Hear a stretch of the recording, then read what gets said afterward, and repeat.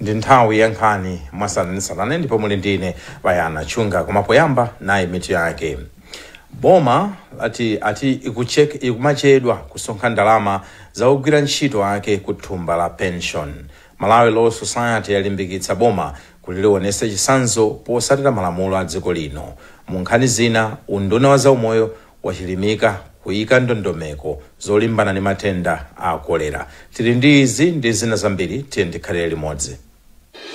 Bungwe la Public Service Pension Trust Fund ladandaula kuti boma likumachedwa kusonkha ndalama zimene anthu ogwira ntchito mboma amapereka ku thumba lawo la pension. Wapampando wa board ya bungweli a James Kumwenda anena izi lachisanu mu mzinda wa Lilongwe pamene bungweli limapereka upangiri kwa alembe ochokera maunduna ndi nthambi zina za boma. Pemphero Malimba walemba ripoti hili. On areas of interventions that is required from top management. Akumwenda anati kuchedwaku ndikosemphana ndi malamulo amene amati boma limayenekera kusonkha ndalamazi pasanathe masiku 14 anthu atalandira ndalama zawo zapamwezi. Iwo anati vutoli likuphinja anthu ambiri ogwira ntchito mboma pamene bungweli likumalephera kugwiritsa ntchito ndalamazi mu nthawi yake. Ndalama zija zikabwera timazilowesa ndithu m'mabusiness kuti ndalama zija zichuluke zikhale za phindu kwa ene yake fund.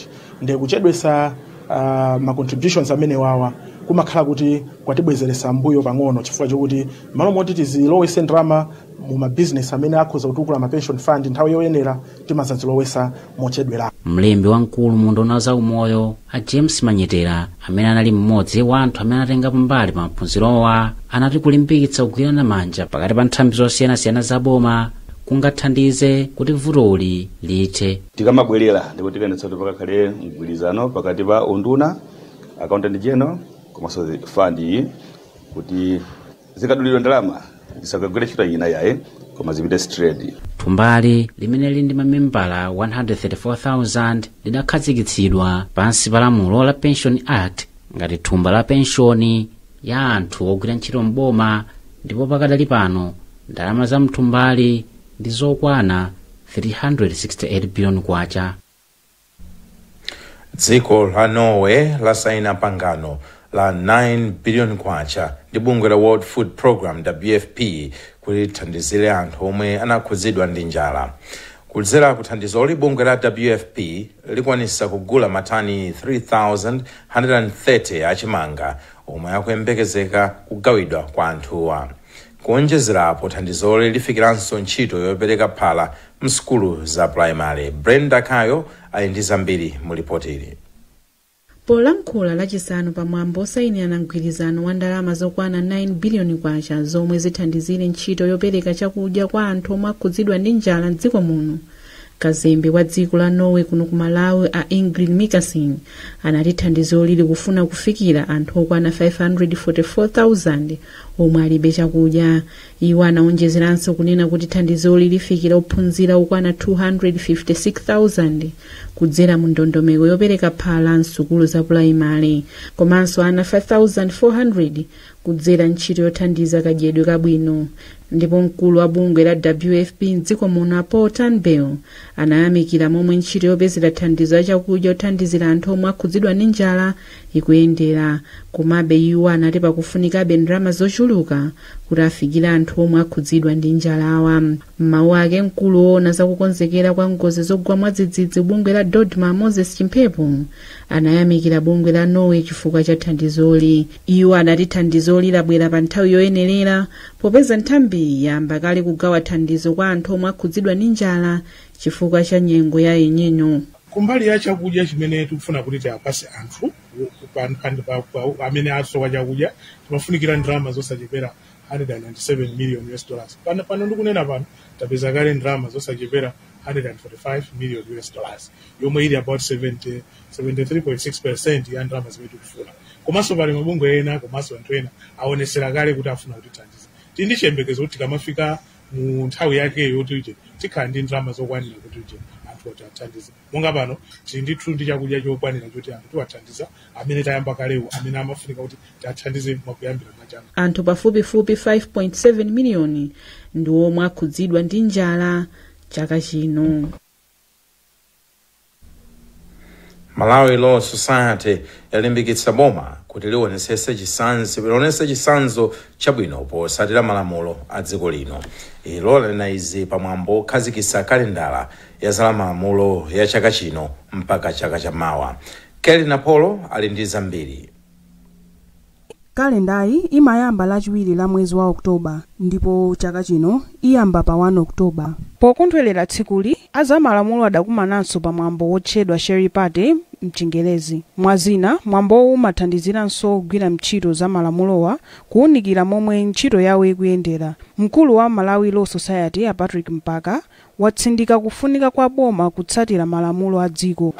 Boma akachita kuti patuka chigamulo ku court amachilemekeza mwina niyo mwamva kwa anthu akudandaula kuti natenga judgment against government kanthawi yapitapo napempha atume cheno kuti aonesese kuti boma likulemekeza zigamulo osatengera mbali osatengera kuti kapena akudziwana ndiwo kuti mmawake mkulu wa mabwalo a milandu mdziko muno a Rezim Mdzikamanda wati pakadali pano akuwunikira ndondomeko zoti mabwalowa adzigwiritsa ntchito njira zamakono. Zoonadi kuchedwa kwa milandu ndi chotsamwitsa ndithu chakhala chotsamwitsa ndi chotsamwitsa simulayi kwakha kuno komanso maikosi koma ife tinapanga chiganizo chakuti titenge njira zosiyanasiyana kuti tithetse vuto limeneli. Kalenda ya malamuloyi inayamba pa 6 Oktoba.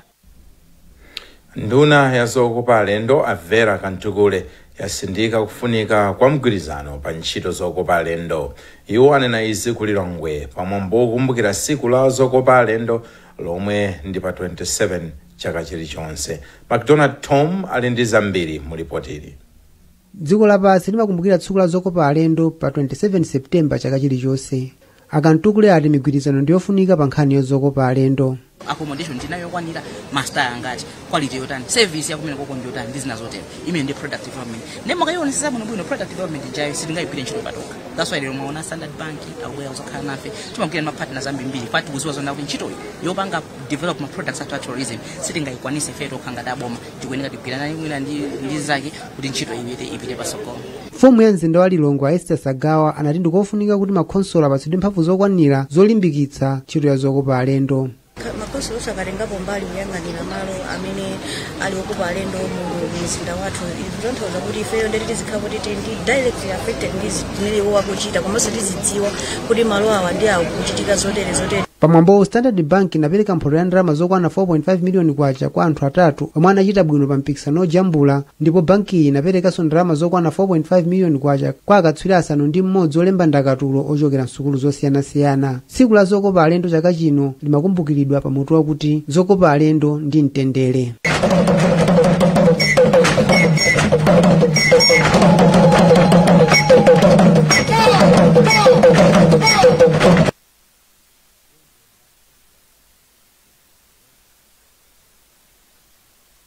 Bungwe la Center for Agricultural Transformation lati dziko la Malawi limanyalanyaza komanso kuyiwala kulima mbewu zina zofunikira monga zopangira perfume komanso mankhwala. Malinga ndi bungweli izi zili ndi kuthekera kokweza chuma cha dziko lino. Mmodzi wa akuluakulu a bungweli a MacLeod Nkhoma anena izi pomwe amasayinira mgwirizano ndi sukulu ya ukachenjede ya Mzuzu mu mzinda wa Lilongwe. Ankhoma adayankhula ndi mtolankhani wathu Esnat Tembo.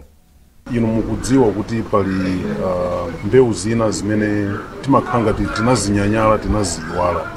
So MOU imene tasayina lero ndi amzuni kudzera mu Center of Excellence yawo imene akuinena kuti ASNAP.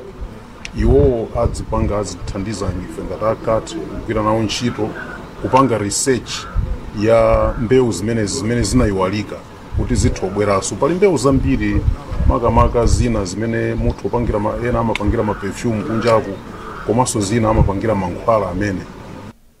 Wachiwiri kwa mkulu wa sukulu ya Mzuzu Wells Singini wati sukuluyi ipindula kwambiri ndi mgwirizanowu. Mgwirizano umenewu kwa ife ngati mzuni ndofunika kwambiri ndothandiza kwambiri chifukwa panopa mu ndondomeko yathu yofuna kuti tipeze mwayi kuti ana asukulu athu aziphunzira mkalasi komanso akhale ndi mpata woti akhoza kupanga practice imene aphunzira. So CAT akhala kuti akupanga zimene zizi kwa nthawi yayitali, ndipo tikuzoti ifeyo ngati Mzuzu University tipanga benefit kwambiri kuzera kwa staff komanso ma students athu kuti apeza mwayi woti akhoza kumapanganso practice zimene aphunzira mkalasi. Unduna wa zaumoyo wati wachilimika kuyika ndondomeko zakuya zolimbana ndi matenda a kolera. Izi za matendawa atakhuza anthu okhala m'malire a dziko lino ndi dziko la Tanzania mboma la Chitipa. Sam Kalimira ali mboma la Chitipa ndipo wadza ndi ripoti ili. Wachiwiri kwa nduna ya zaumoyo a Halima Daudi anayankhula izi pomwe iwo ndi komiti ya zaumoyo mu ofesi ya mtsogoleri wa dziko lino anakayendera ku bomali kukaona mmene matendawa afalikira. Pakadali pano anthu okwana 40 adwala matenda a kolera mboma la Chitipa. Daudi anena kuti unduna wa zaumoyo ndi wokondwa kwena kuti ogwira ntchito mbomali komanso amabungwe ena a zaumoyo athandizira kupulumutsa miyoyo ya anthu ozungulira zipatala zazing'ono ngati za Kapenda, Kameme komanso Ifumbo kumene matendawa anafalikira. Mvula yatsala pano kubwera ndi nthawi imenepo timakhala tikuopa kuti kuzakhala kolera. Tikuwafutukuzira mtundu wa Malawi kuti tiyesese kuti tizimwa madzi abwino, tizitsira kulolini, tizisamba m'manja. Zoti mapanga nthawi ya COVID nje tipitirize kwa zimene zimapangisa kuti tikhale ndi ukhondo. Plus pomwe tikhala tionetsetse kuti tikhala malo abwino a ukhondo kuti tipewe kolera. Kolera nthawi zinayi imatha kupha, si nthenda yabwino. Ndi Amalawi tonse tifuna aliyense akhale ndi moyo wabwino, moyo wathanzi. Mmodzi mwa madotolo akulu pa chipatala cha Chitipa a Victor Matumbo anena kuti anthu ena odwala kolera amachokera mdziko la Tanzania, ndipo pakadali pano zokambirana zili mkati kwena kuti mayiko awiriwa agwire ntchito pamodzi polimbana ndi nthendayi. Matumbo anena kuti mabungwe onse aboma athandizanso kwambiri kuchepetsa kufala kwa matendawa komanso kubweretsa mankhwala zomwe kuti anazigawa ku zipatala zomwe zinakhudzidwa. Pamodzi ndi mabungwe amene amathandiza pa nkhani zaumoyo ndi mafumu athu taonesesa kuti zipatala zonse zing'ono zimene zakhudzidwa ndi kolera kugwirizananso ndi chipaboma pano taonesesa kuti malo onse amene amagwiritsa ntchito madzi okumwa amene asali aukhondo tagawamo kulolini. Komanso kuzera ku department yathu ya zaumoyo environmental health tagawanso kulolini house to house madera amene agwidwa ndi kolera imeneyi. Pakadali pano wapampando wa komiti ya zaumoyo mu ofesi ya mtsogoleri wa dziko lino a Wilfred Chalamila Nkhoma anena kuti pafuna kuti mabungwe anthu komanso ena agwirane manja polimbana ndi matenda a kolera pomwe kutsogoloku kubwera nyengo ya mvula. Matenda a kolera anapha munthu mmodzi m'boma la Chitipa pambali pa zipatala za Kapenda, Kameme komanso Ifumbo. Matenda a kolera anakhudza zipatala za Kaseye komanso chipatala chikulu cha paboma pa Chitipa. Nkhani za anthu ndi zomwezi kumasadasiyane na inso mitu yake. Boma likumachedwa kusonkha ndalama zogwira ntchito ake ku thumba la pension. Malawi Law Society yalimbikitsa boma kuti lionese chisanzo chabwino posatira malamulo a dziko lino. Ndipo mu nkhani zina unduna wa zaumoyo wachilimika kuyika ndondomeko zolimba